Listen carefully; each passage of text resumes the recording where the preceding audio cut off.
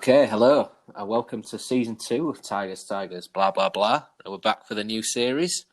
I don't know how much the excitement is waning. Rich is my co-host, he's here. I'd be more excited if we could go to games.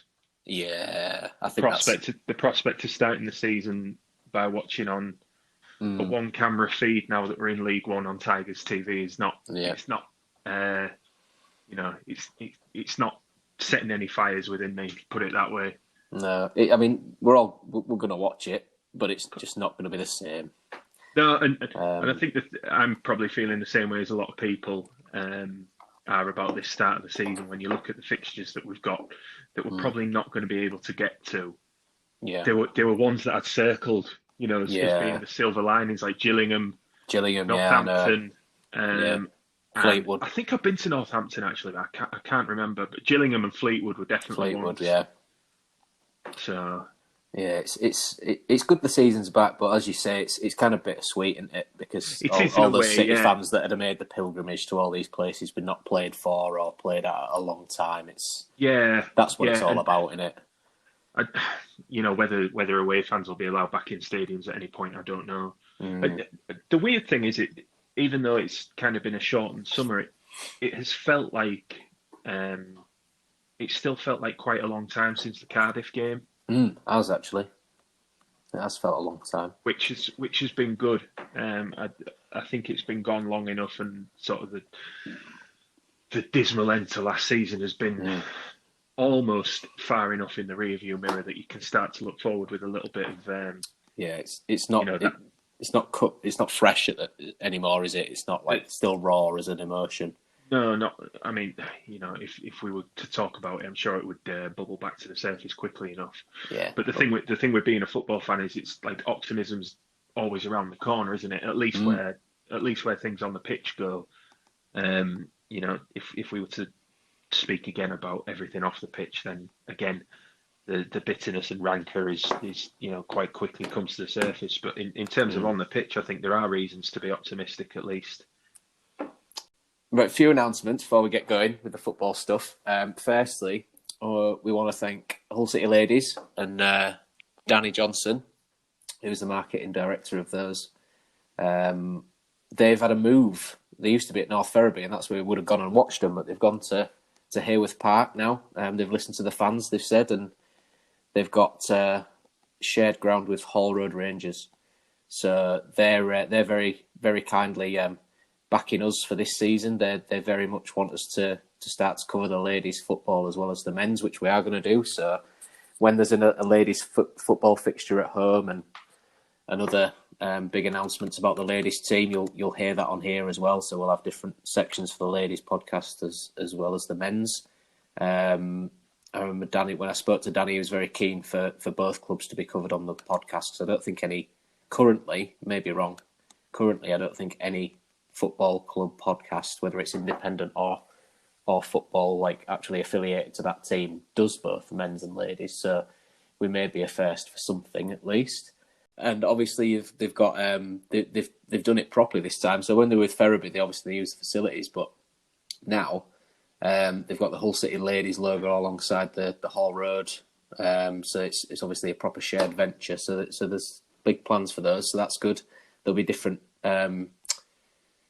merchandise and stuff, I'm sure, that Danny's going to throw our way to give away to listeners. So that'll be something to look out for. The other one that we just need to mention quickly is FanHub, which is at FanHub_football, which launches very soon. I think for the new season, that's an app that says that football's nothing without the fans. It's time to put the fans first. And it's basically a movement where people kind of sign up to it. And the more times you go and actually watch your team, when you're allowed to do so, of course. We don't know when that's going to be happening, but when we are allowed to go back to games, whether it's home or away, you'll get different points accrued and you'll get money off different things, all that sort of thing. So that's obviously an initiative that's in its infancy, but one that's going to grow this season, hopefully. So that should be good. We're partnered with them as well. And then the other thing is we've set up a Patreon account, and we've got some pledges. So there's some thanks to be given out, and then there's a prize also for the first week, seeing as though it's season 2. So We've got Aaron Bell, Mike Hassan, Alex O'Neill from the Tigers Down Under podcast, Rich Fleming, and Paul, he actually goes by PB Clinical Hypnotherapy as a sponsor. But there we go. Cheap plug. Cheap plug. I love that. A bit of opportunism. Well done. Yeah, very good. All of those obviously have pledged. They're all pledged sponsors to the Patreon account, which we've tried this season to start with, and we'll see how that goes. But the winner this week is Paul from PB Clinical Hypnotherapy. So the prize will be on its way to him very shortly, which is Tigers blah blah blah mug. He'll be the first person ever to get one, other than the two mugs that present it, obviously. You stole my joke. I knew it was. Do you know what? We haven't talked together for a long time properly, even over the airwaves. But I knew that was ticking. It was almost like you were going to go, "Pat from us." You were just ticking with it. So I thought I'd get in there and nick it, because obviously, great minds and all that sort of stuff. So I think all the admin's out the way. Obviously, at Tigers Blower on Twitter, if you want to know anything more about it, whether it's Hull City Ladies or Fan Hub or Patreon or anything like that. And obviously, we're back for season 2 now. So I know both me and Rich went to the under-23s game this week against Gainsborough. Yeah. So probably worth a little bit of chat on that before we get on to the Sunderland and Leicester games that are coming up in the next week or so. What did you make of? It was obviously good to be back at an away game, even though it was the 23s, wasn't it? I enjoyed being back at the football. I wouldn't say there's an awful lot to talk about in the game, if I'm honest. A couple of points of interest for us was Festus Arthur, first chance to have a look at him. Yeah. First chance that I've had to go and see Max Sheaf. Yes. And James Berry's performance as well. I thought James Berry was the standout player by far. He was our standout player, yeah. Everything that was good kind of came through him. And he hit the bar with that effort, didn't he? Which probably deserved a goal, really. Lovely effort, that. Like you say, probably deserved a little bit better given the way that he played. I think as the game gone on, he started to get a little bit frustrated with his teammates. I think he'd got himself in a couple of decent positions. Yeah, I think there was a trialist up front, number 9, and I could physically see Chadwick and Berry both absolutely apoplectic with rage when he didn't turn and look and see one of them that was in space, and it was almost like, why can't you see the pass? And I understood exactly what they were doing, but both of them two I thought did quite well. He wanted to impress, didn't he? He didn't have an awful lot of chance to make his mark on the game. He hit the post, didn't he? Gillian Yercher, I think he's been identified as. Is that what it was? Well, I know the German centre forward. There was a German centre back as well who was previously at Liverpool, which I saw earlier on. Stephen Sama, was apparently the other one. I think that I can't take credit for that. That was Hull City Live. Rick, who's obviously a big presence of social media on City. Than either of us. Definitely. But obviously he tweeted that out earlier, so he compared the picture, and it is pretty much dead on. I think that is the case. I think it is him. Whether he's still with contract with the Dutch club, I forget the name. Heracles, that he was with. I think he said he was last time. I know they're definitely in the Dutch top tier. So whether he's still with them or whether he's been let go, I don't know. But obviously that's the nature of the trialists. They never really want anything publicising, do they? No. In case there's any fallout from that. But I'm sure Heracles are not going to listen to us, so I don't think there's anything bad about that. I enjoyed being back at the football. It's just a shame there wasn't. I mean, City were much the better side, although Gainsborough did give it a little bit of a go in the middle of the second half. Yeah, I thought Gainsborough probably started the game a little bit stronger as well. They're always going to, I think, when they try and make the mark. I think a side like that is, probably more senior footballers, or at least older footballers, and they're going to try and, like you say, make the mark, impose themselves on the game.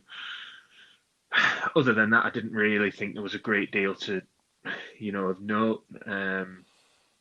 I would say that I mean it's one game and it was a pre-season friendly. I was a little bit disappointed with my first look at Max Sheaf, I didn't think he imposed himself on the game at all. But then it was the sort of game that was played was the midfield was largely bypassed, so I didn't really think that he had an awful lot of chance to get involved.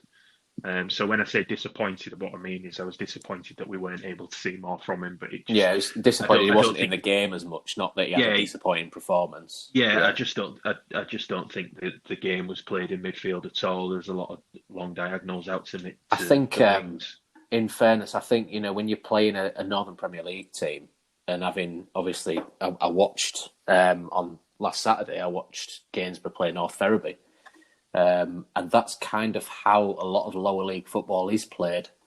Well, it's very much the diags and fast wingers, and then it's kind of whip into the box and see what you can get, isn't it? Yeah. It's not really a game where they play through the thirds the same that we maybe are used to seeing, in steps 1 and 2, I guess. But yeah, it wasn't a night where he was going to have that much of an impact with a game played like that, was it? So No, it's just the ball wasn't on the deck enough. No, I was impressed with Berry, as I say. I liked the way he ran at defenders and tried to make stuff happen.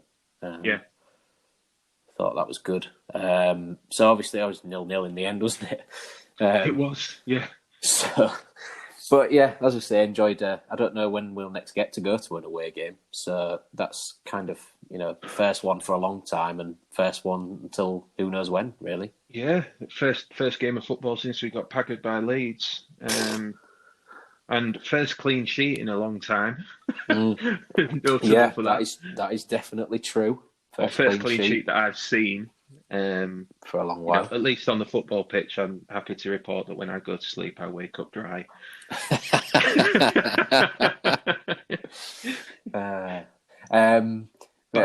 Banter. Moving on.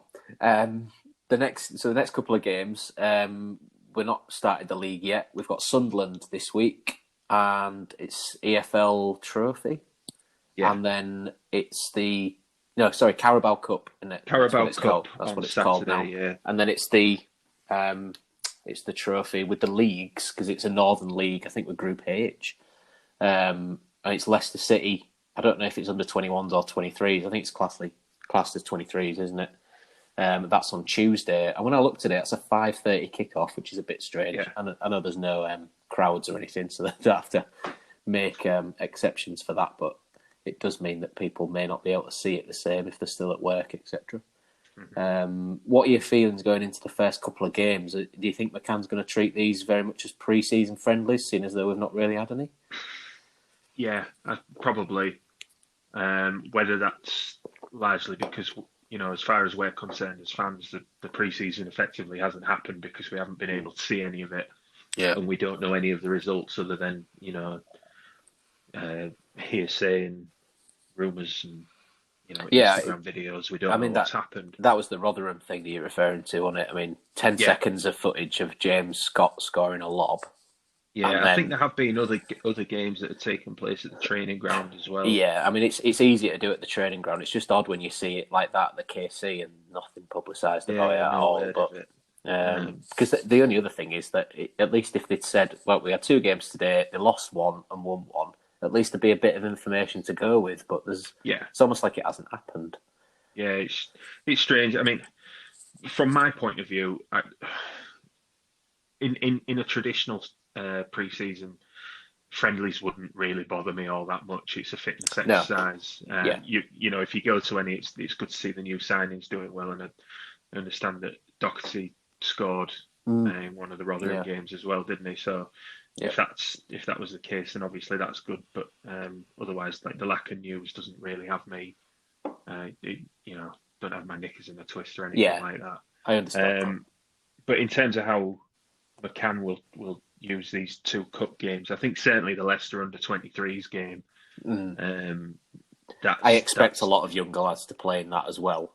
Yeah, be on the bench and switch it up a little bit. Yeah, and as a fan, I can't say that having played competitive games against Leicester's first team within the last 4 or 5 years, the prospect of watching us play their under-23s is, it doesn't get me going. No. There might be Jakupovic in net potentially. Yeah, I'm not even bothered about that. But that's the only. Well, no, but that's the only name you'd probably know, isn't it? That was the Yeah, point I was possibly. trying to make. I'm not Premier League football doesn't. Well, we're going to be League One this year, but Premier League football isn't something that I'm going to really focus on this season. It's all going to be about League One because it's about City. So Yeah. I'm not bothered about who plays for Leicester, but I won't have heard of any of the players when I start to look at the game. And it's a bit of a weird one, isn't it? Playing a development squad when Yeah, you're in League One. it's strange. I'm not convinced as to the merits of the competition at all. Um, nice for teams to go and have a trip to Wembley, but I can't imagine if we were to get to the final that it would kind of do much to It won't be the create any same excitement. as any previous trips to Wembley, would Oh it? Really? Christ, no way. I mean, we'd probably all end up going, but it That's it. definitely wouldn't move the needle, would it? No, definitely not. Um, I mean, I'm somebody I've never really been that fussed about cup competitions anyway, because it just seems, other than the year that we actually went to the final. yeah, I was going to say, other than the semi-final that we were taking shirts off and whizzing them round our heads, or maybe that was just you. me. I don't Yeah, think it was that just was me. That was when Myler had scored. But yeah, other than that, when you actually had a feeling where bloody hell we could go and actually win this, get to the final, Yeah, for the first time, that's something you can't really do again. Though, it was the first time we'd been that far in a competition, and yeah, exactly. a meaningful one as well, because obviously the FA Cup that all the Premier League teams once I know they haven't so much in the last few years, but many of them then in the later rounds take it very seriously because they want that passage to Europe if they're struggling for top four or whatever. So I don't think it's not going to eclipse that if we ended up getting to the final of that, is it? And it's not like it's likely either, but not at all. But I mean, for me, whether McCann uses it to have a look at his squad, both of these games or not, I would almost kind of counsel him against that if I were to give him any advice. In that, the thing that we need to get back on track with is winning games of football. Absolutely. I don't really care what competition we win in. I just want to see some wins again, because we had winning 2 this year. Success breeds success, and it's picking up that habit is difficult when you've been out of it for so long as we have. So I think the main thing that we want to see out of these 2 games is a little bit momentum, or starting to build that. You want to see the new lads start to bed in with each other as well. So I think there could be useful exercises. But then, like I say, it's hard to get too excited about it. I think they'll serve a purpose, but it's they're very much functional games from my point of view. Yeah. At least again, like the season is back, but it still feels not quite ready yet. It's like we're all looking forward to Gillingham rather than these 2 games. Yeah, it's weird, isn't it? Starting it on a cup competition. I mean, yeah, it's quite odd. Carabao Cup. If the FA Cup doesn't exactly excite me, then the Carabao Cup definitely doesn't. So starting your season on that, it's just like, strange. It's strange. It really is odd. Yeah, it is. I don't really see what difference it would have made to have your league game this Saturday and the Carabao Cup the following Saturday. But no, I think it's to do with the internationals and stuff, isn't it? Yeah, probably. Other people more in the know than me will understand the reasons for that. But I understand what you mean, though. It feels like you should start the season with a proper first game rather than kind of 2 soft openings before a grand opening sort of thing. It's a bit like, it must be a bit like how it feels to start your season in the Community Shield or something. Yeah, I suppose so. Yeah, I understand. Yeah, it's a good comparison. Because it's still a competitive game in essence, but it still doesn't feel like it's really started yet. Yeah. So you've started playing games, but then the business is still coming up. It's like that's right. Yeah, the real start of the season is still a week away. Yeah. Maybe one last thing to cover. Obviously, it's topical. Tafazoli has gone. Yeah. I don't know if you're like me, but I don't think it's any real great loss. I'm not too gutted by the whole situation. I think we've got better defenders. Yeah, I'd agree. I think he's been kind of lofted to this status with some fans because he decided that he wanted to come and talk to the fans. I know. After the Luton game, but I think that's more that he probably wanted to go home. And it's just like, okay, I'll go and talk to him. I'm on a promise tonight, so I'll go and speak to these lot. I'll tell them to do one, and then we'll all get through, lads. Don't worry. You're assuming a lot there. Well, that's not exactly like that, but you know what I mean. I mean, yeah. Just for that, I mean, fair play to him for going to talking to the fans at that point, but I don't think that then lifts him into some kind of city cult hero or whatever. Yeah, I think we've got better defenders. I saw the reaction to it today. I saw that a lot of people were like, "Why are we letting him go? He was going to be like." Well, didn't we get him on a free and we've sold him for a fee? So we've actually made some profit for once. First player that we've sold since Sam Clucas to turn a profit. Unbelievable. Yeah, and the first signing, I think, of the Lee Darnborough era to follow the business model that we'd apparently put in place of bringing in players on the cheap and then selling them for, a larger fee. X amount. Yeah. Undisclosed, as usual. Yeah, as per. Yeah.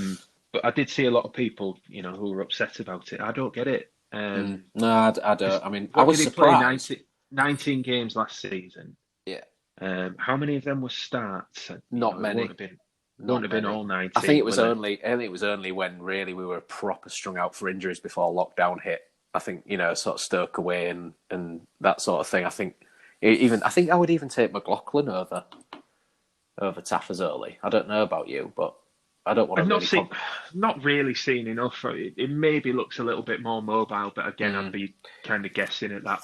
I'm surprised that they've signed him because I thought he'd be a half decent League One player. I didn't think he was a good Championship player. I didn't. No, I wouldn't put him as a first choice, but I don't know whether. It depends what Wickham can afford, I suppose. Cause yeah, exactly. From a team that finished 8th in League One and still managed to go up is the crack up of all time for me. Yeah. But they really loved the points per game, didn't they? The fact that he's a striking looking man. If that's your thing, some people like that. About him, like you say, some people are very easily pleased and enjoy the fact that he came out to talk to them after a horrendous performance and kind of mumbled some platitudes at a mob of people who, having a go at him and his teammates and saying, when are you going to sack the manager? Like, that's in his control. And then he comes out and everybody's like, you're all right, you, Ryan. And then from there on in, he's club legend. It just smacks a little bit of kind of just fickle all over. Yeah, really. Even whether, with other players that we had last season, like I think John Sorrell was the one where we said it, that because he didn't play very much, he automatically becomes a better player because he's not associated with the horror that we're watching. That's right. It's easier to say he wouldn't have done that, he'd have been better, because there's no proof to say that it would ever happen. So, yeah, exactly. So I think that's the case with Tafazoli. I think the other thing is we are very well covered at left centre half. We've got 3. When Reece Burke, McLaughlin, and Jacob Greaves. Yeah. So if we move Tafazoli on, and then can we bring in some cover for Jordi Device or someone to push him for a spot? I would expect him to sign another defender, because if you are, then you're only looking at like Festus Arthur, aren't you? And he's very much part of the development squad, so that's probably come too soon for him. He's played conference football. Yeah. So I think you would expect McCann to make another signing at the back, but I suppose time will tell. Over the next couple of fixtures, I think maybe when we have the chat for next week's episode, we'll have a couple of games where we've been able to see City, and maybe some kind of hint as to what the first starting 11 will be for the Gillingham game in about 10 days' time. So, but yeah, I mean, obviously this was supposed to be a short intro, and we've gone on a little bit with the start of season 2. But it's all those announcements you've got now at the start. I know, that's it. Obviously, that tweet where you said, at the end of season 1 and toasting success with the Tory Fanta. A success indeed. All the things. A lovely San Pellegrino for anybody who doesn't know. A lovely San Pellegrino. But yeah, obviously the chat today, we do have a guest today, but it's already been recorded. We spoke to great guy and very knowledgeable about City, Rich Gardham, whose book, The Decade. If you haven't read it, why haven't you? Get reading it, basically. And if you have read it, read it again at some point. It's a great City-based book. And all the proceeds go to a great cause as well. Absolutely, which he does talk about in the chat as well. But obviously we've got that chat today, and obviously next week we'll be back and have some things, actual football to digest, which will be exciting, hopefully. And we'll prepare for the Gillingham bit. Prepare for the Gillingham game. Crossed. Yeah, everything crossed. Okay, so till next time. See you later.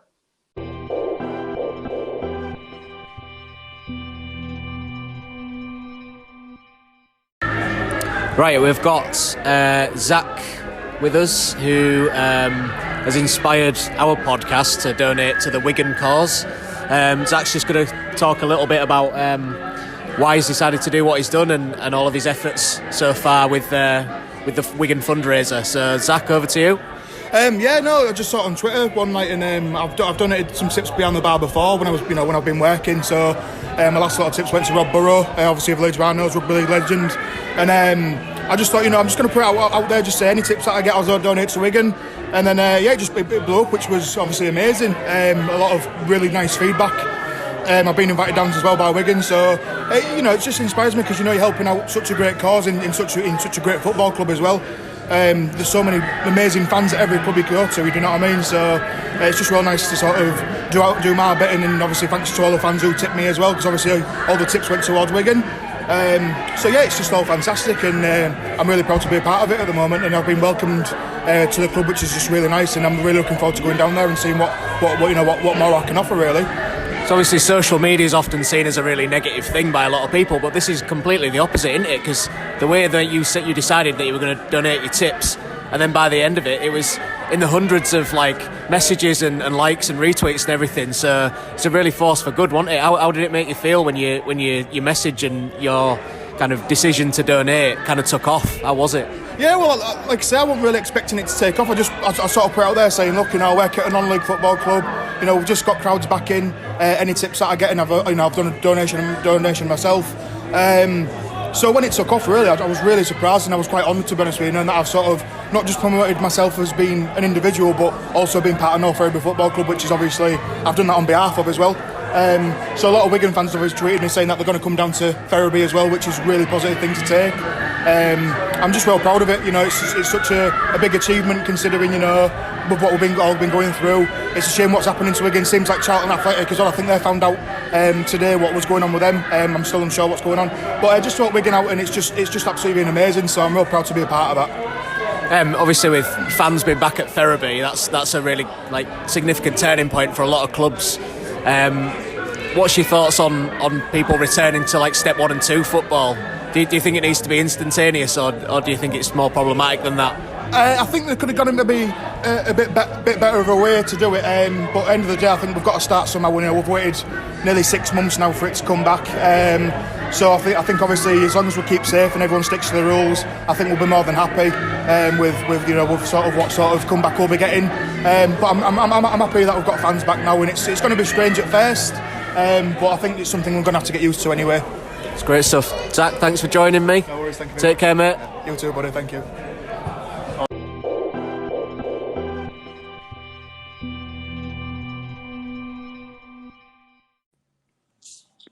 Hello. Hi, Rich. Hi, Luke. How are we doing? All right? Yeah, good, thanks. You?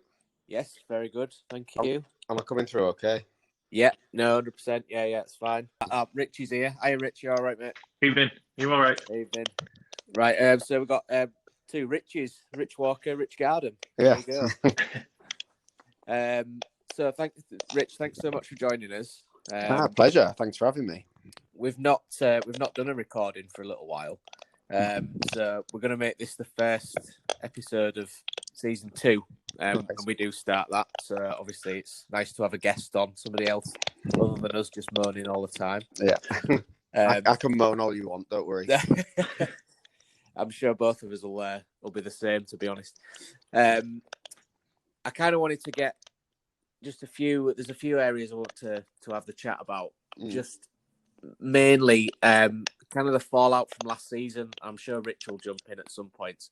But the fallout from last season and kind of where it went wrong to start with, I think could be a good kind of chat. Yeah. Reflecting after a few weeks of silence. Yeah. So I think we'll start there, if that's all right. Yeah. So for you, what was the most disappointing thing about our kind of spectacular fall from grace? I think it's weird that I look back on the season and there were some genuine high points. I think the away wins at Forest and Fulham in particular, but also, like Luton was a great day out as well because, packed away at Kenilworth Road. But the Forest and Fulham games in particular, they were like some of the best away games we've had in a long, long time. Not for the performance, for the atmosphere among the fans, for the calibre of the opponent that we were beating. It was absolutely fantastic. And it just was such a shame that all got thrown away. We beat a team that were promoted 3-0 at their own place, and it just seems crazy. I mean, clearly we were a 2-man team. It's that's the only real sort of explanation, isn't it? That teams were set up to try to stop Jared Bowen and Kamil Grosicki and couldn't, and once they'd gone, we had literally nothing, literally absolutely nothing. And I think we kind of knew that. I don't think anybody really suspected the extent to which that went. Yeah, I mean, Rich, obviously my co-host, Rich, has been to a few games. You went to Luton and Fulham and games like that, didn't you, Rich? I didn't go to Fulham this year. I had a gig that night, so I couldn't go, but I was planning on going. I did go to Luton. Yeah. And, Rich is right in saying it was a fantastic day. And, I remember thinking first half in that game that we weren't at it. And I was surprised at how poor we looked because Luton got about us quite well that day and they pressed us high. And it's funny looking back on it now, but you can see a lot of the failings in the team when you look back on the good performances, the ones that came to haunt us later on without those two danger men. But yeah, it's just like my feelings on the season are the same as they were a few weeks ago. It's, 2-man team, like Richard said. And yeah, I think when they've gone, it's almost like it's been a hammer blow to the squad's morale because they must have known that. Yeah, and I think just for how we're set up tactically as well. I remember after the Fulham victory, their manager saying he's never seen a team at this level counter attack so well, and that was, I mean, we actually, because we started that game with Josh Bowler and Kamil Grosicki on the wings, and we were just, I think we had something like 30% of the possession and still beat them 3-0, and we were never really in trouble, but once they'd gone, our whole tactical manoeuvring was just it went with it. Malik Wilkes did a reasonable enough job. James Scott was a little bit too raw. He's obviously got some promise, but you can't expect him to come in and just replicate what he did for Motherwell for Hull City like that. But it was sort of like every last sort of positive that we had, any threat that we posed had just gone overnight, and so it showed. We just had nothing. I remember I think the game that we came back on after when the restart was Charlton, wasn't it? Yeah. And for me, when you look back at that, wasn't that just an epitome of our season without those two danger men? Yeah, absolutely, yeah. Inability to defend a set piece, and then we could have played 5 or 6 hours. We wouldn't have scored, would we? It was just one of those games, yeah, where you can. I think for the fans, often you don't really. So sometimes what's going on tactically is a little bit above the fans. Sometimes, you sort of, you can see bits and pieces, but the full picture you don't see. But I think from the first 5 minutes, you knew that Lee Boyer had Grant McCann's number in that game. They just had us. And it was clear we weren't going to score from an incredibly early point. And as you say, we could have carried on, and there would have been nothing. We just had, just no offensive threat at all. I mean, beyond for the whole of the lockdown, I think other than maybe Malik Wilkes and John Terrell fleetingly, nobody really did anything that was ever going to consistently trouble a championship defence or even a League One defence, worryingly. Yeah, I think that one of the biggest blows was obviously Herbie Kane. It's always like it could, like what it should have been or what it could have been. Because obviously he scored 2 goals in, was it 2 games? Yeah, fair in enough. 2 games, and then he hobbled off injured, didn't he? Soon after that, the only thing with the Herbie Kane, is kind of like the saviour that could have been. It's so rare that players score fantastic free kicks like that in back-to-back games. And he hadn't shown a great deal of threat from open play, had he? I think there were flashes of a decent player in the Birmingham game. But other than that, I struggle to think of anything where you could point to consistent, 7 out of 10 and above kind of output from him. So it's one of those, isn't it? It's like we said about other players last season. They become a better player by not being on the pitch when your team's struggling. Yeah, we said that about Terrell, didn't we? When we didn't pick him. So Terrell was automatically a better player because he didn't even feature. Yeah. But obviously towards the end of the season, Terrell did feature, and there wasn't an awful lot that obviously he did. And maybe that brings us to the players that have left. Obviously we knew there was 4, weren't there, that even before the season restart, 4 players. Yeah, Eric Lehigh, wasn't there? Jackson Irvin and Madison and Kingsley, but Kingsley, yeah. I mean, there's a whole other thing about them with obviously the stuff about the Athletic coming out, and we don't really need to go through that again. But obviously that was a big blow to lose at least 2 of those players with such experience. How short-sighted do you think that Eric Lehigh decision was, considering we didn't have a right back? And not just that, I help run Hull City Southern Supporters, which is an independent supporters group based in London, but for basically all Southern fans. And we're independent, but our relationship with the club sort of, it has its ebbs and flows. But the club very kindly, I have to say, gave us access to the squad before the Fulham game. It was. And I think there were 8 players came to meet us, as well as Cliff Byrne, Tony Pennock, a few others of the back room. And Eric Lehigh was one of the people who came to meet us. And he just, I don't know, there was something about him. He just seemed like a captain. He just seemed like the leader of the team. He was like fronting everything, and he just did all the right things. And I quite liked him as a player. I thought that it was just like a fairly solid right back. He wasn't a Liam Rossini or a Sam Ricketts, but it was still, it's still a steady, dependable right back. A decent right back at this level. But like I say, more than that, I think we got a glimpse of what he's off the pitch. We were a team with so few leaders. Anyway, and he was one of the few that was there, and I think Jackson maybe had that to an extent as well, although his performances didn't quite have Eric Lehigh's consistency.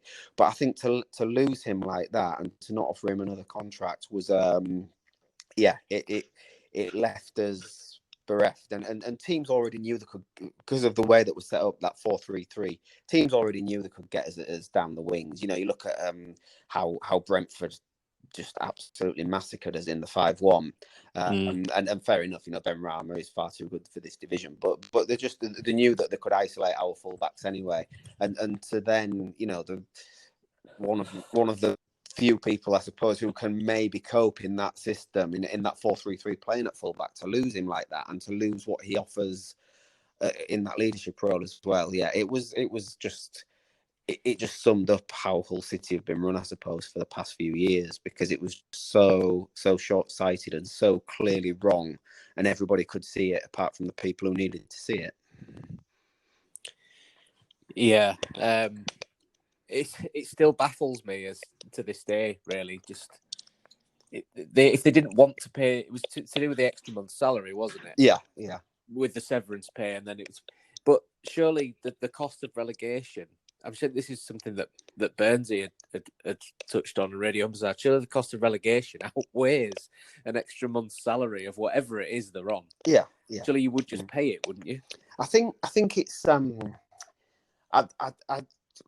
it's something that's been going on for a long while at the club. I think longer than people think. Is there's a pettiness and a financial pettiness at the club, and it stems right back to Nigel Pearson leaving, whereby if the Allams don't want to release the money, then they just won't, and it doesn't matter how much that blows up. It's just not an option, and I think that there were various examples, I think, where Nigel Pearson went public with his frustrations as to the things that he wasn't getting, that he thought he'd been promised, or he thought that he was due, and I think that it's just something that we were doing that, and then they started spending loads of money, and then we've gone back to this very sort of this frugal to the point where we're just shooting ourselves in the foot, really. And it just, a decision like that, Stephen Kingsley was no great loss. Marcus Maddison might have, I don't think we saw enough of him, to be fair, and what we saw was a bit of a tattooed show pony, but he's obviously got a decent reputation in League One. There was something there maybe worth looking into.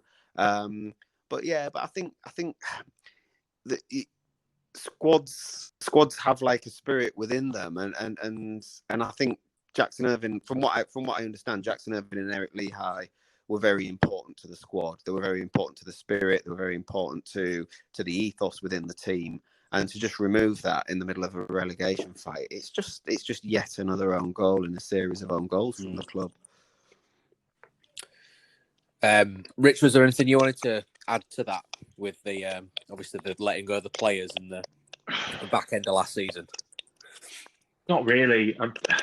We've had that little break. I'm still sick of talking about it. I haven't recovered. I don't feel ready. Well, I'm in spite of myself, I'm looking forward to the new season. But going back and reflecting on last year just brings me absolutely no relief. It's like Rich says, it's self-inflicted, and the thing that really gets me about it is, even if we hadn't released those players and we hadn't gone down, it feels inevitable that we would have ended up here.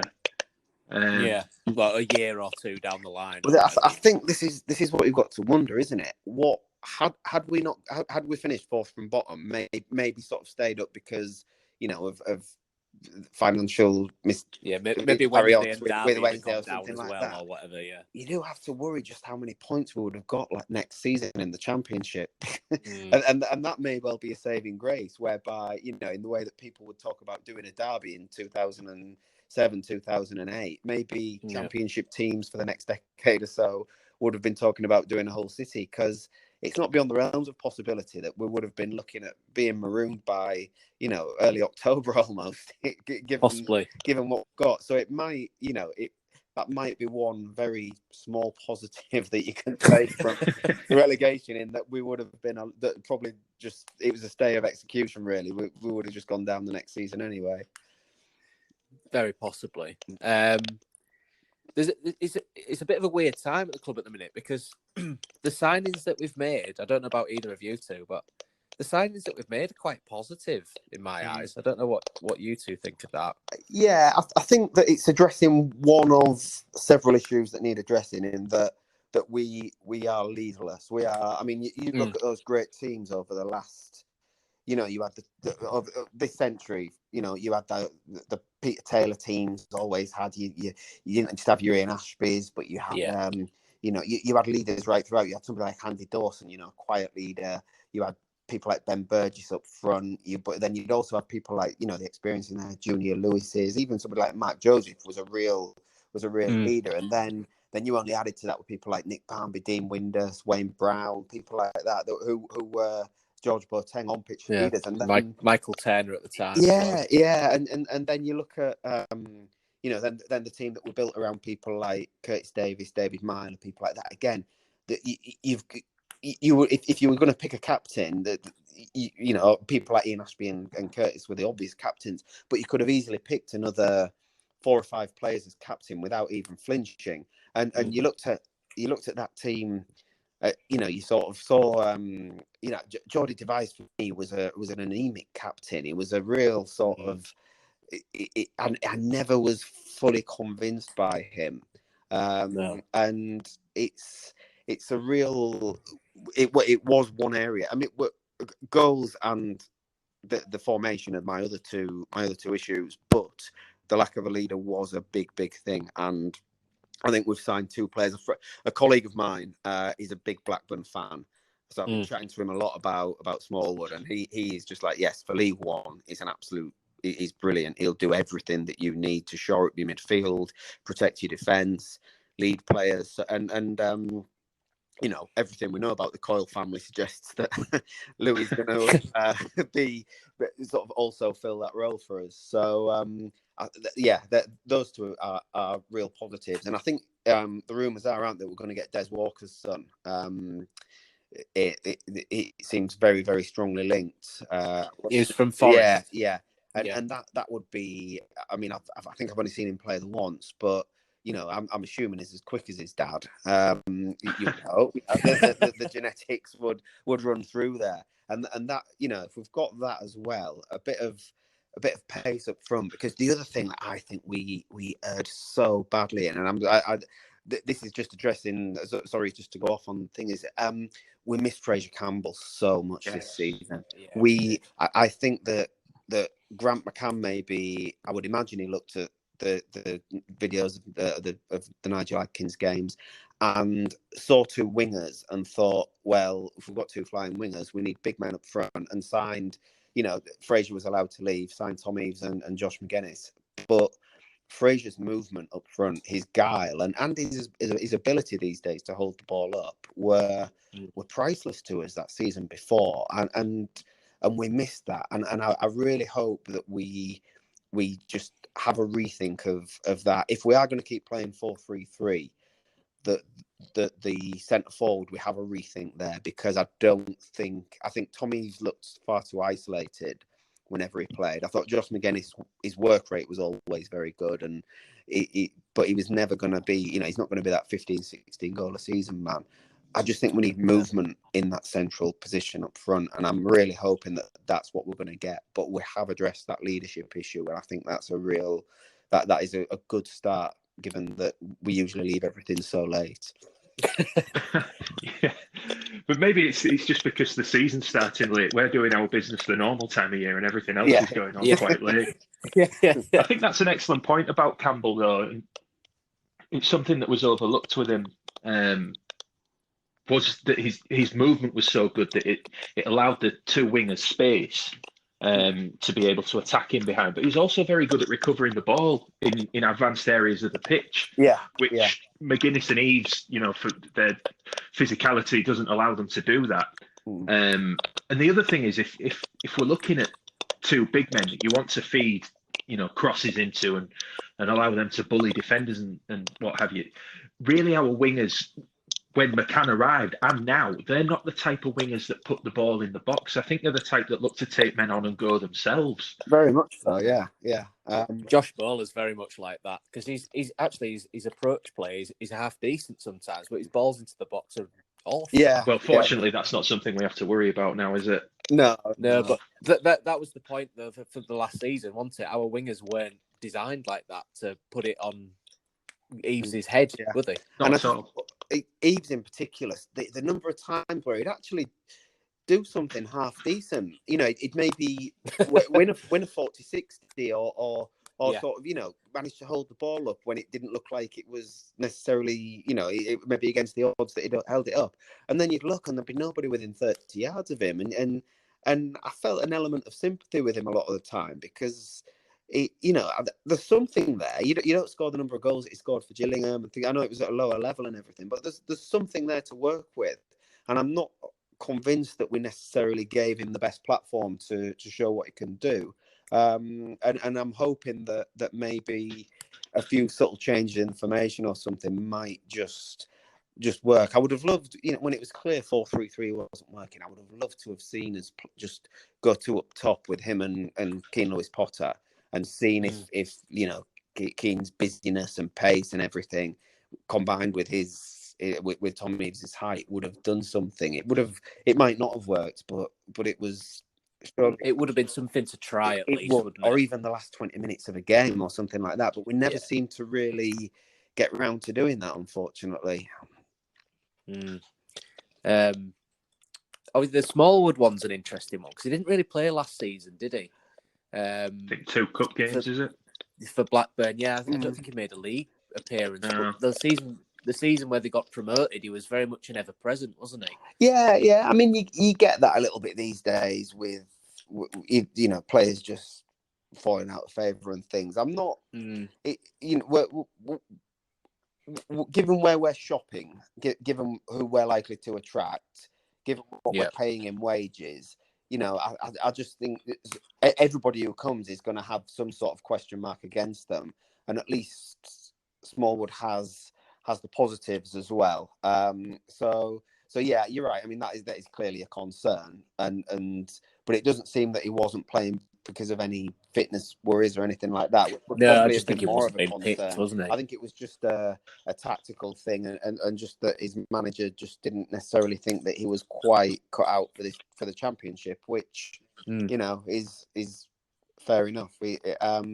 But like I say, I'm just as happy as anything that the coaches, the scouts, the ownership seem to see what the rest of us see, and that's a big thing for me, because I was beginning to doubt that. I was beginning to think, do they really think that we don't need leaders? It was starting to get a bit worried that was maybe not the case. So hopefully this will start to address those things that were standing out like a sore thumb to everybody, but I think we're all sort of going, can Grant not see this really?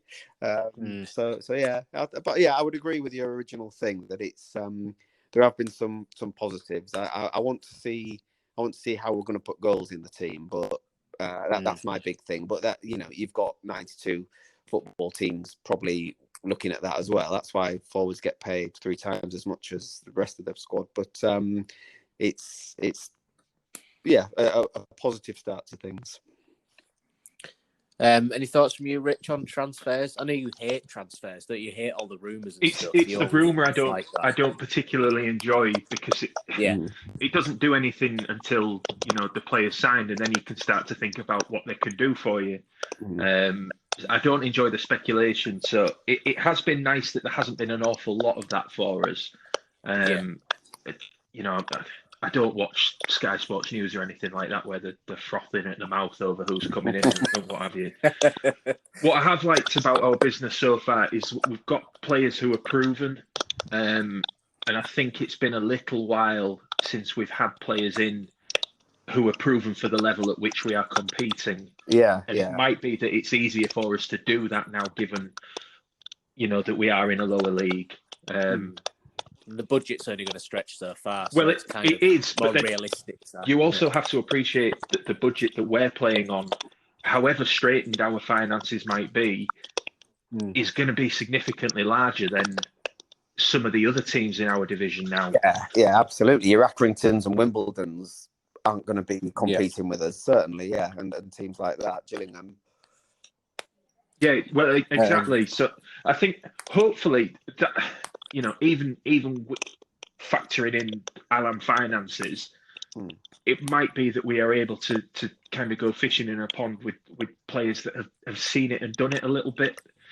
Because that's been a major thing that we've lacked in recent years for me. It's just that little bit of nous. It goes back to that leadership again. But if you can look to somebody else in your team and you know that they've played 200 games at this level and higher, It's like you can look to them for consistency, and you know that they've found the game and they know what they're about. And it just gives other players in the team, I think, that ability to say, okay, he's settled. That allows me to be a little bit more confident in my role and what I'm able to go and do. Yeah. And it's not just the players we've signed. We've got people like Tafazoli and Honeyman and people like that who've thrived at the, Honeyman was Sunderland's captain at this level. And in the lockdown games, the games sort of after we came back, I actually had Honeyman as probably our best player, him and Wilkes. I'd agree with that. Honeyman played like he gave a toss, which sadly a lot of others didn't. He was putting himself about. I mean, I've probably got a bit more time for Honeyman than a lot of City fans have anyway, because I think there's a touch of the Jordan Hendersons about him, a lower league Jordan Henderson, admittedly, but I think that he does a lot of things that we don't necessarily appreciate that much in this country. If you watch him, he's always available for a pass, no matter what. His positioning's very good. He tracks his men well. He does it. His dead ball situations were a lot better as well. They looked dangerous from in a couple of games. His set pieces were excellent. And he's always willing to put his foot in. He doesn't shy away from it, like you say. I wasn't a biggest fan of Honeyman. That was something we talked about before the restart of the season. We kind of said, I don't think I'd really play him, but he's gone from being somebody I wouldn't even have maybe on the bench to somebody who would definitely have starting, because he's going to give his all for the share. Yeah. And there wasn't many players that you could say that about. Yeah, and I think Grant McCann messed about with the midfield a lot. In a sort of, he was doing a lot of rotating. Like George Honeyman, he scored that goal against it's QPR, wasn't it, around Christmas, and had a couple of really good games, and then was sort of shuffled away when we started playing. He seemed to not really pay that much attention to who was playing well in midfield. It just sort of seemed to have a rota. He brought Batty back in, didn't he? He would bring Batty back in, and Leo da Silva Lopez tended to sort of just have one of the positions there, and then it would be Batty, or it'd be Jackson, or it'd be George Honeyman, or Kevin Stewart, and it would. I don't think that necessarily helped either. If we are going to stick with this, it's almost like a sort of 4-2-1-3, isn't it? And and I think that too is crucial. And I hope that we just sort of try to identify who the two are going to be, which might well be Smallwood and Honeyman, and just say, right, they're like they're the spine, they're the core of the team. Let's stick with them and then build something around them, rather than sort of think, oh well, who am I going to pick this week? Let's see who hasn't played for a couple of weeks, and do it that way. Yeah. One of the other things I wanted to touch on, obviously with both of you, when you look on somebody's profile on Twitter, you can quite clearly see that there's the yellow ribbon campaign that a lot of people are doing. Obviously, Rich Gardham first. I wanted to try and get your thoughts on that to start with, and then go to Rich Walker after that. But what's your initial kind of feelings behind the yellow or the amber ribbon campaign, if you like? Yeah, and what do you think effect it's going to have, if any? Yeah, I think. I mean, Jeff Bilby rang me about it a couple of days before they launched it, just to sort of say, can the Hull City Sunderland supporters put the yellow ribbon on because I run the Hull City Sunderland supporters Twitter feed, and just sort of asked me, because I've written the book I wrote and everything, and just sort of asked me to be supportive of it, just because they want to try to get a few fans who sort of might have done a few bits and pieces to do that sort of thing. So I was more than happy to support it. I mean, I ultimately, it was quite. I thought that the idea behind it was a very good one. It's a positive, and it's trying to unite the fans in a positive way, and I think that's a fantastic thing. Will it do anything to hasten, the alums leaving or anything like that? No, it won't. Will it have any impact on the alums? I doubt it, if I'm being perfectly honest. But I still think it was a nice, worthwhile thing to do. It's trying to be positive. And we've had so much negativity that anything positive, I think, you've got to sort of give a seal of approval to. What impact it will have, I have no idea. Probably not that much, in truth. But that doesn't mean to say it wasn't worth doing. Yeah. I'd agree with that completely. I do think it's nice, that they are trying to do something to unite the fan base, because for too long now it's been like that Monty Python thing, hasn't it? We've had that many different groups in the fan base for different viewpoints. Yeah, and it's just at some point we all have to recognise that at the end of it, whatever our view on things, we are all Hull City fans, and it's kind of that thing that's like, let's all come back together on the thing that unites us rather than think about what fractures us. But like Rich, I'm not sure it will have that much kind of material effect on anything. But it is just nice to have that thing that's kind of like, yeah, we're a City fan. We're all City fans, and even that's just a positive, because I think it's been something that's been overlooked, amongst all the different kind of carryings on that's been going on now for like far too long, the better part of a decade. It's just, even for people who are staying away, that they could put that on the profile and say like, yeah, I might not be going to games, but it's still there. It's still part of me. It's makes people feel part of something still, even if they can't necessarily go and be part of it for their own moral reasons. Yeah, I mean, I think that any positive that anybody can cling on to connected with the club is such a bit. People are so keen to do it. I'm sorry to harp on about my book and keep on plugging it, but you absolutely plug the book, because it is one of, I know both of us have read it, and it's a spectacular read, I will say. Well, thank you. But the when we had the launch night at Mr. Chew's, so it was just over a year ago, and it was rammed. It was absolutely rammed. There was about 250, 300 people there, and all the former players that were there, a load of the fans who weren't going to home games anymore, they just said this has reminded us of what it's like for us all to be united, and to be able to rally around something positive. And it was tangible on the night. It was absolutely, the atmosphere was just, it was almost like a mini, it felt a little bit like after the one of the big games of that decade, like Yeovil or the West Brom 2-1 or something like that. Everybody was just buzzing, and I think a lot of it was because everybody was just desperate to have that positive to rally around, just to have that just something to unite. It was, the whole night was just, like Dino was there, and obviously around that time the people were a bit touch and go with Dino, given that he'd been quite supportive of the Allams and he hadn't necessarily spoken against the name change in the way that people had maybe hoped. But on the night, it just didn't matter. It was just, we were all Hull City fans. We're all together. We had something positive to sort of rally around, and it was just nice to see that was still there, that we could still do it, and that we can do it again, which we will one day. And the the ribbon thing, it's not gonna, like I say, it's not gonna necessarily achieve everything, but it's just a reminder that we can unite, we can rally around something positive, and it's such a nice thing to have.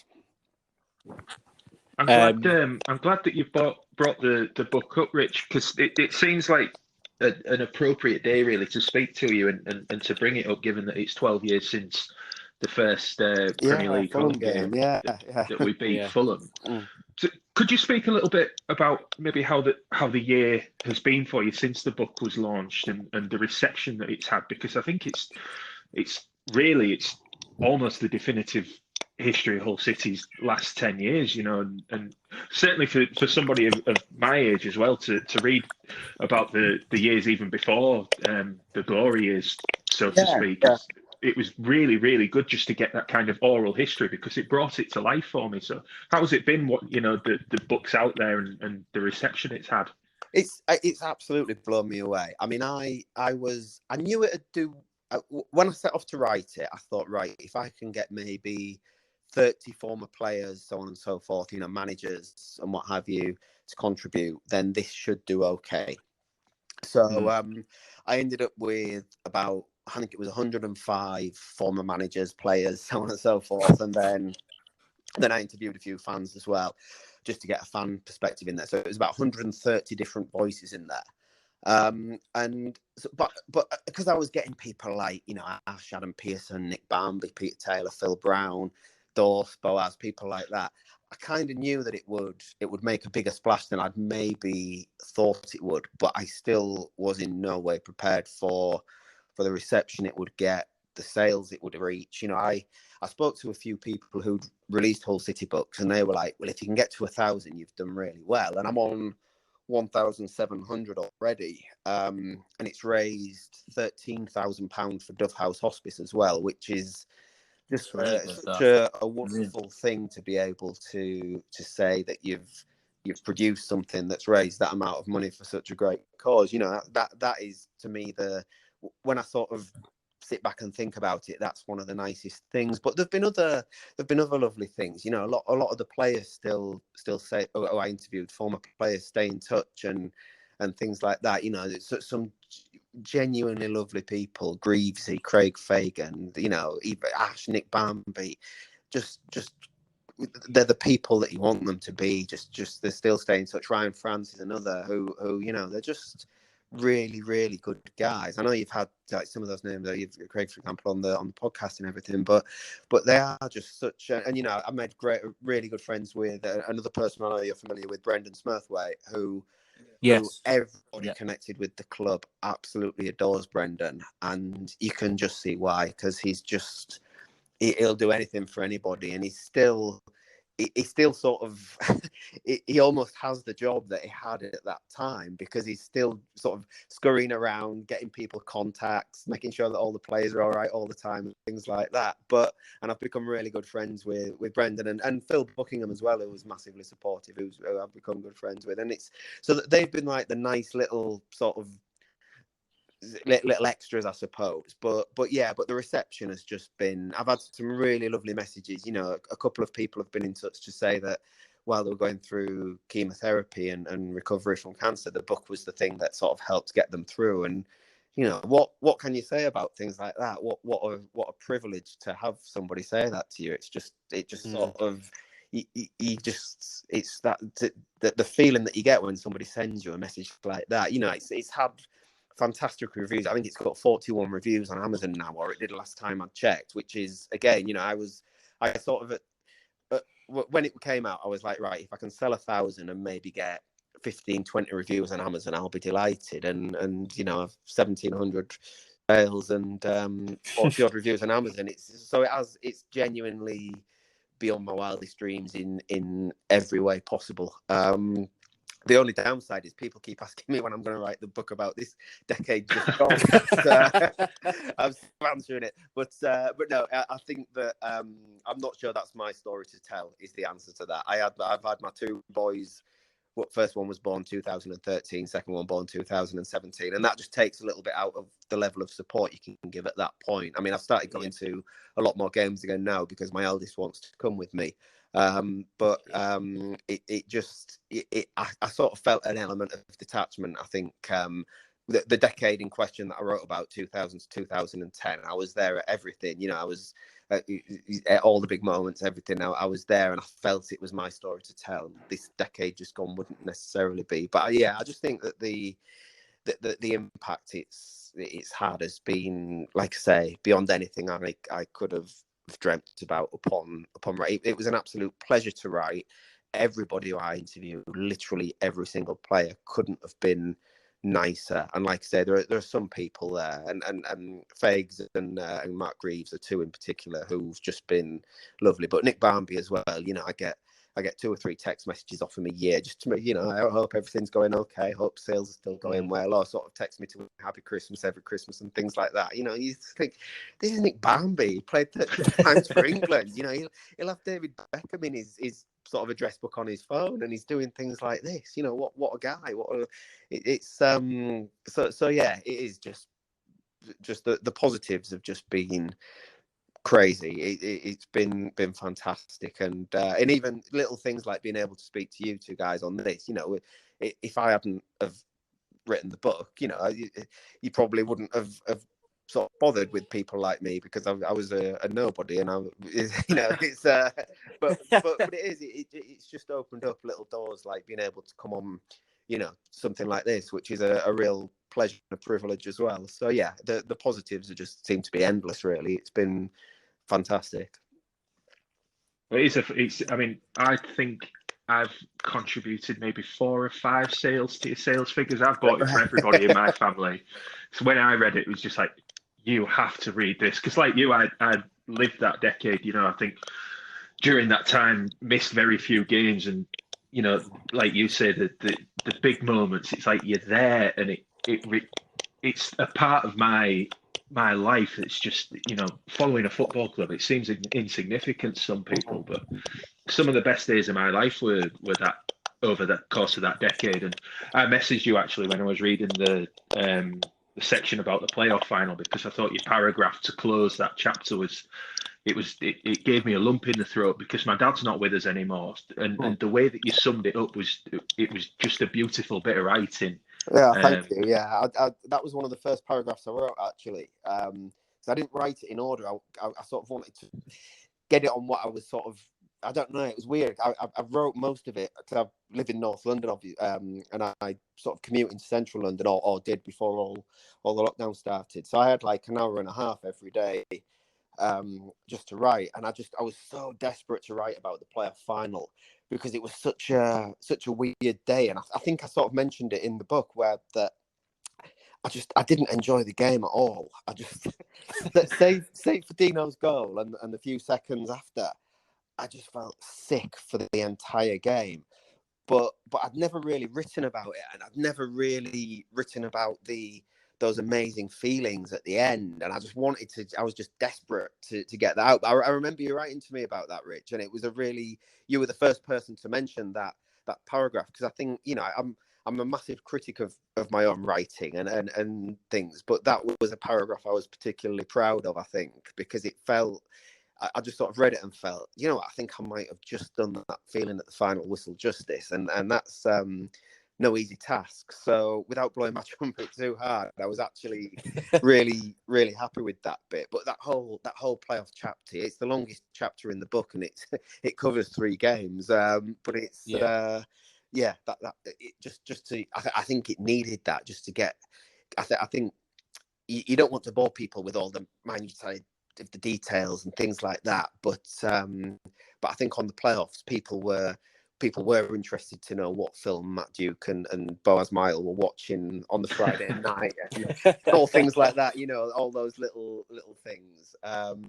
So yeah, it's but going back to what you said, I think that I have a people often sort of turn to me in pub quizzes and things like that, and one of the reasons is that I can tell people what years things were very easily, and it's not that I particularly remember what year songs were out or what year events happened.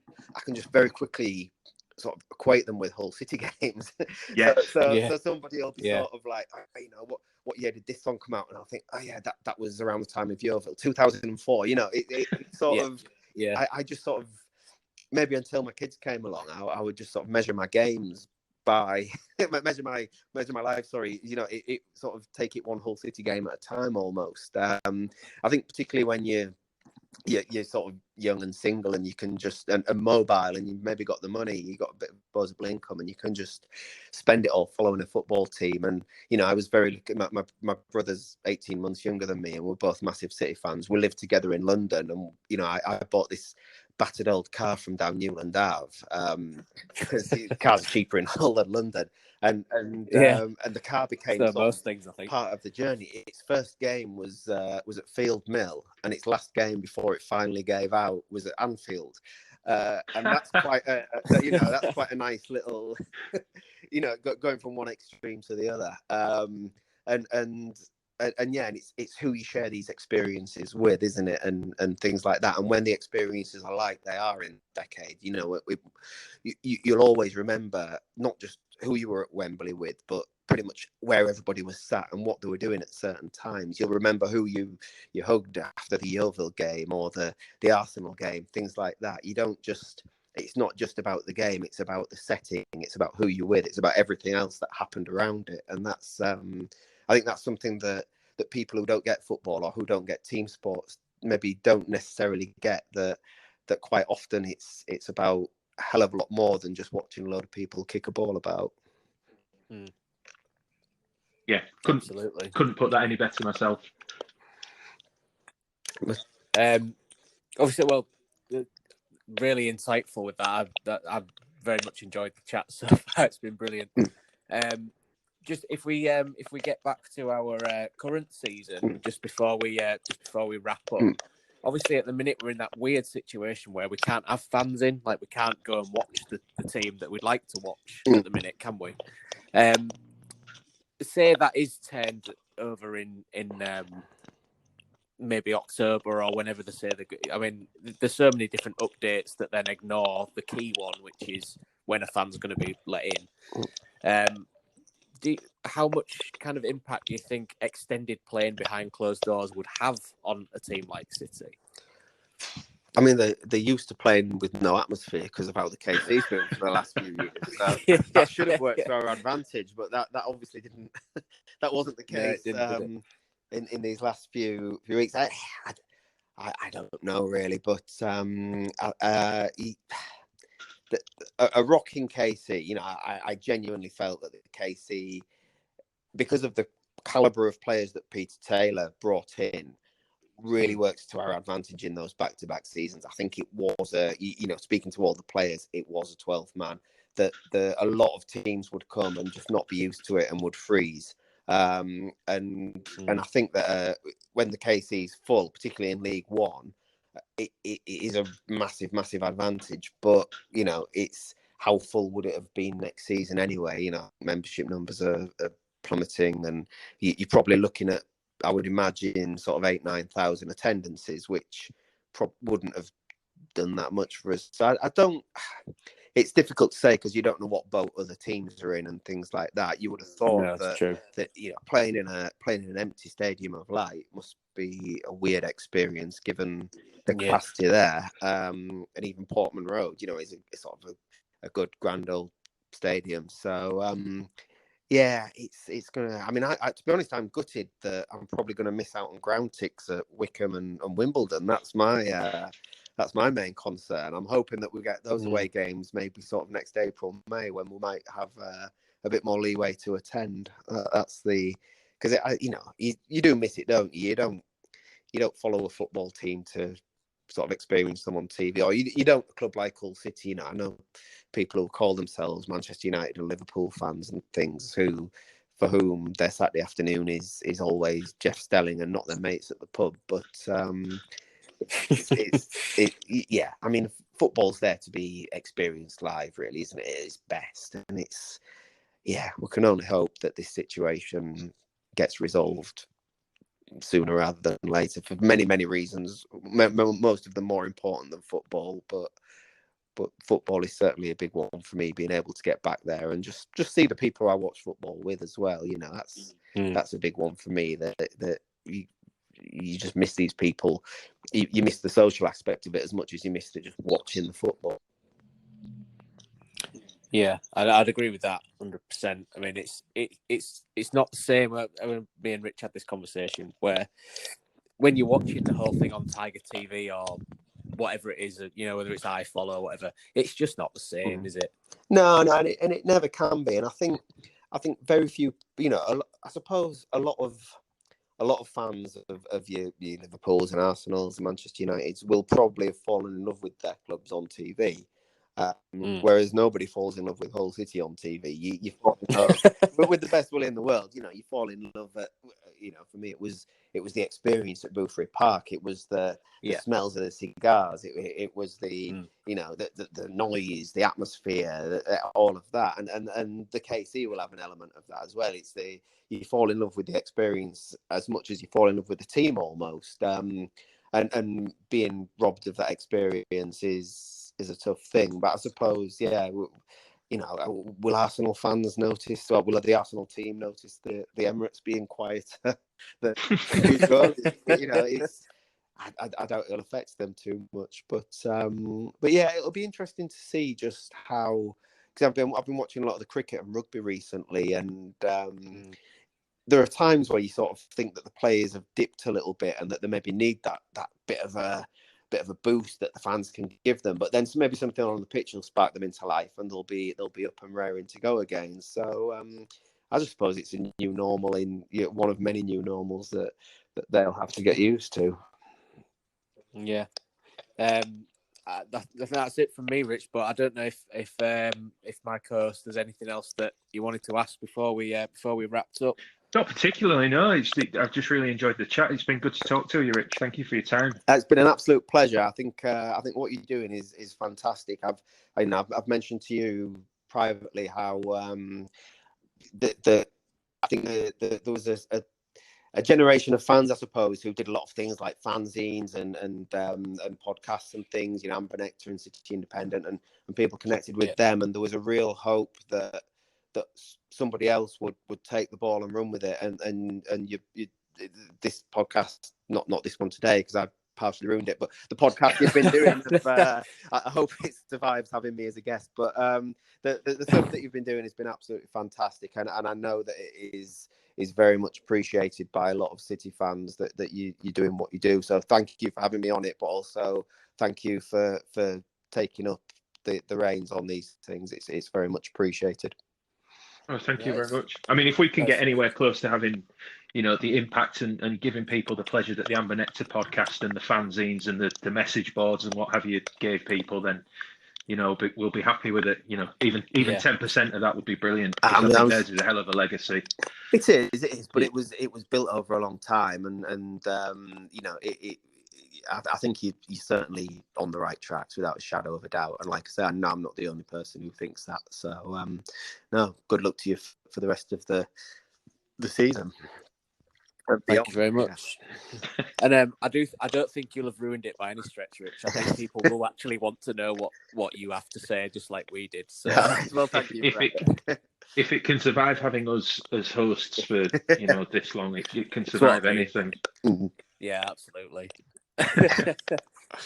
Listen, Rich, thanks so much for your time. It's been great to speak to you, and I'm sure we'll keep in touch, both of us, with you, and I'm sure there'll be another opportunity in the future where we have a chat about City, and hopefully it's a bit more positive. Yeah, hope so. Than current situations. But thanks very much for your time, and I'm sure I'll speak to you soon. Yep, absolute pleasure. Thank you very much. Cheers, Rich. Take it easy, mate. You too. Bye. Cheers, guys. Thanks. Bye.